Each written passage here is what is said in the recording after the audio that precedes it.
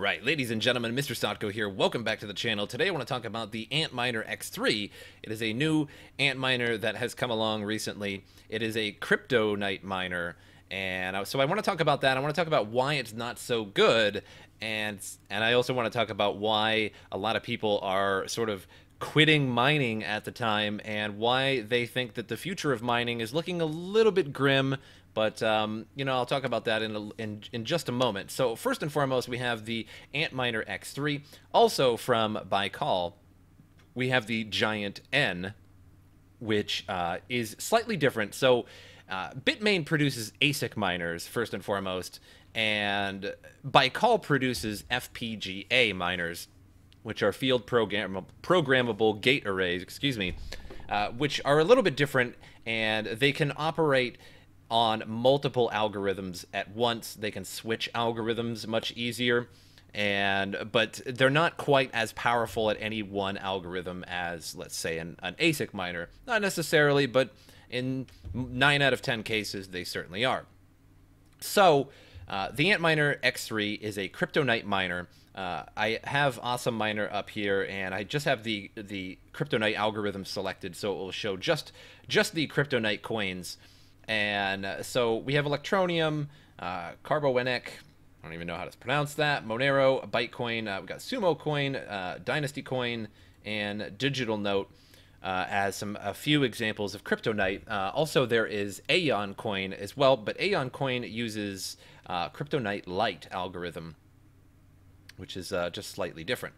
So now they hash at 220 kilohash, and they have a 550 watt power supply usage, which is pretty great overall. So you might be thinking, well, why is this not good? Well, first of all, the price is absolutely outrageous. The second batch is not so outrageous at $7,600, but even still pretty ridiculous.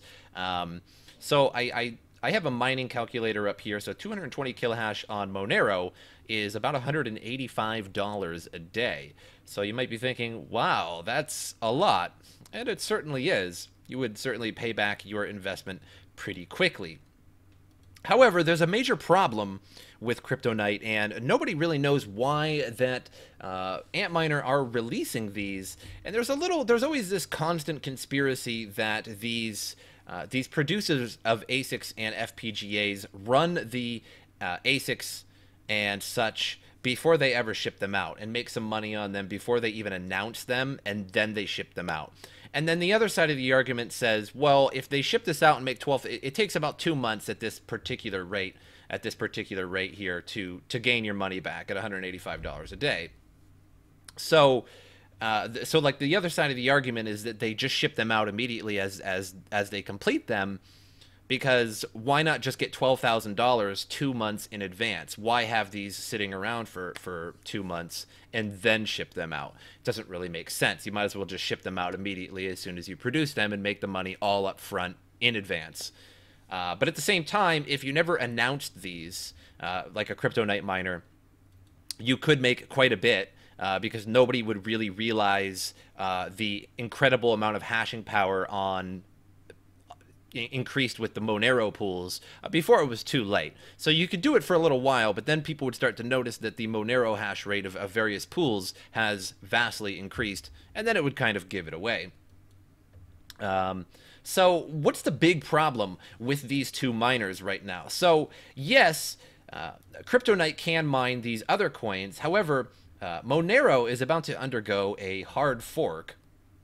And I'm not talking about the Monero V fork, because there is Monero V coming out soon, and if you hold your Monero, you get a fork of a ratio of 10-to-1 Monero V. However, a lot of people believe this to be somewhat of a semi-scam, sort of like Litecoin Cash was. So a lot of people have been saying that they want you to give up your private keys in order to get the Monero V. Never do that. But what I'm talking about is a network hard fork upgrade of just Monero, not Monero V. So with the 28th March network upgrade, it is useless almost 2 months before shipping. So on March 28th, the network of Monero will hard fork as an upgrade to just the coin itself. So it's not going to be forking into any other coin like Monero V. It's just essentially a skip in the road where it's going to be a different coin. It's still going to be Monero, but it will be slightly different. The old coin will remain, but everybody will have to upgrade their nodes and wallets and such. Not a big deal. You won't lose any coins. The thing is right now, yes, the miner makes $185 a day. Well, that's incredible, but nobody has this miner yet because it doesn't ship out till May, and you can't even get the second batch till June. So this is going to be long after the Monero fork. So this machine right here and this machine will not be able to hash Monero, and because because the ASIC miner is set up in a very specific way to a very specific Monero algorithm, and if it can't do that, then if Monero changes slightly, it won't be able to do it. And along with this one as well. Now, mind you, this will still function as an ASIC miner, or, for example, as an FPGA miner, although this one is vastly inferior in terms of the CryptoNight, but it's probably less than half the cost. So CryptoNight, for example, they say Bytecoin, Electroneum, GraphCoin, SumoCoin, and then CryptoNight Lite is Aeon. So you could still mine all of these coins, and fortunately, they took out Monero on here, and they didn't put Monero because I think these guys here at Baikal must know that it's not going to be able to hash Monero, because by the time you get this, you're not going to be able to, you're not going to receive this for a couple months anyway. So I kind of want to talk about how more and more coins are becoming ASIC mined, and that becomes a very big problem because the majority of miners, the majority of hash rate does come from ASICs, but the majority of individual miners comes from individual people like you, like everybody else, like me, that just has GPU rigs. Maybe you have just a few of them, maybe you have a couple whole rigs with a bunch of GPUs in it, but either way, we all make sort of a modest, maybe you just make a few bucks a day, maybe you make 30 bucks a day with your GPUs, maybe more. And that's not too bad.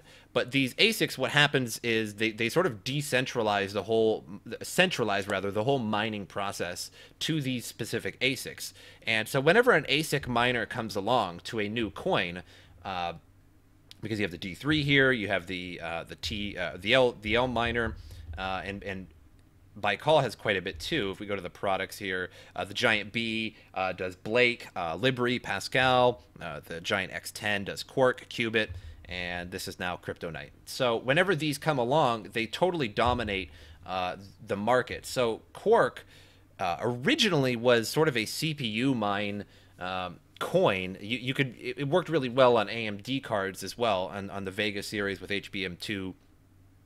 And well, that's all said and good, but then this miner comes along and it hashes so superior to graphics cards. You would have to have likely, I don't have the figures in front of me, but 100 graphics cards to even equal this miner here, or maybe even just 50, but that's still pretty outrageous. And so it centralizes the process, and it really takes all the money away from GPU miners and little miners that are just using little rigs. And at the same time, the only people that can actually afford these miners, and so some prices of these are going down a little bit. As you can see, some of the miners are a little bit lower than they used to be. But not too many people can just outright afford $12,000. And by the time you get this, it's really not going to make that much money for you. So one thing that coin developers can do is essentially zig and zag around ASICs.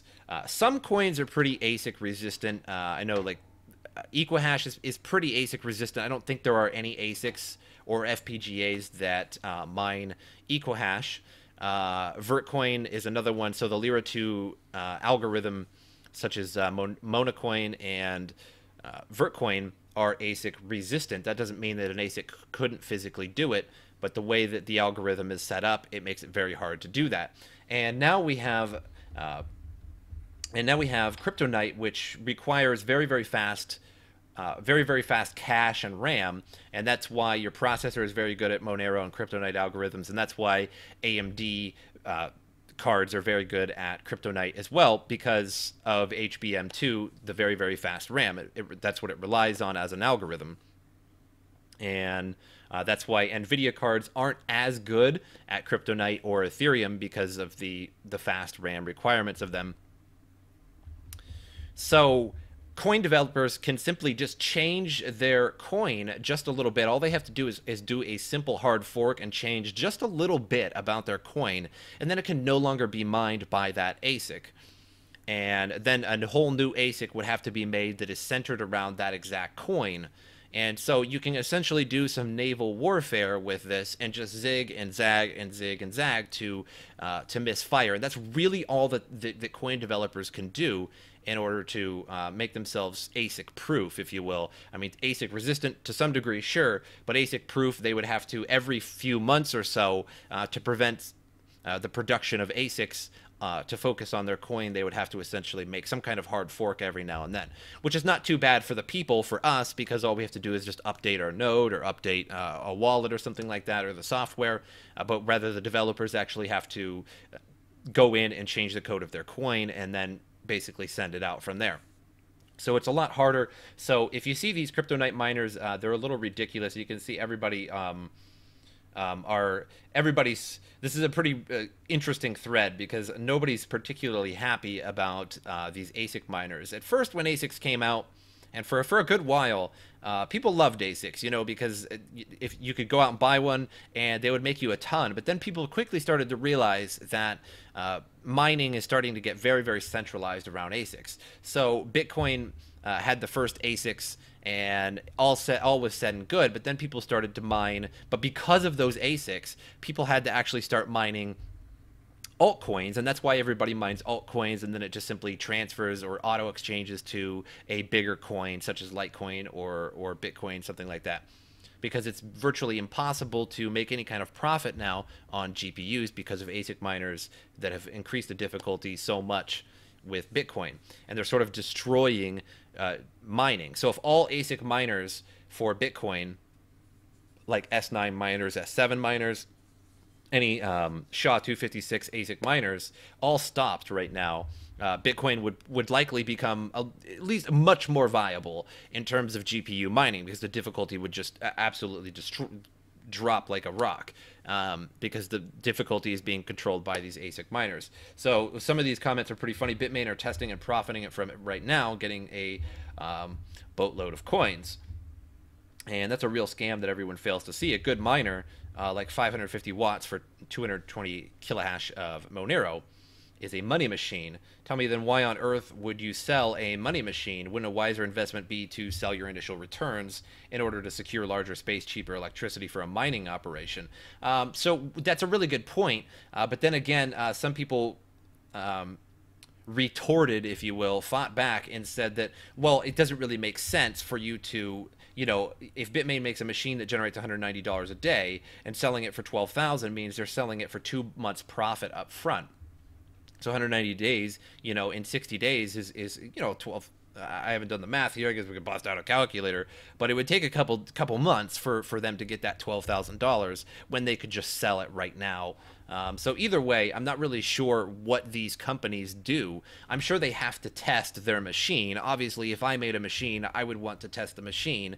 And while I'm doing it, I suppose I might as well gain coins from my own machine. I mean, hell, after all, I made it.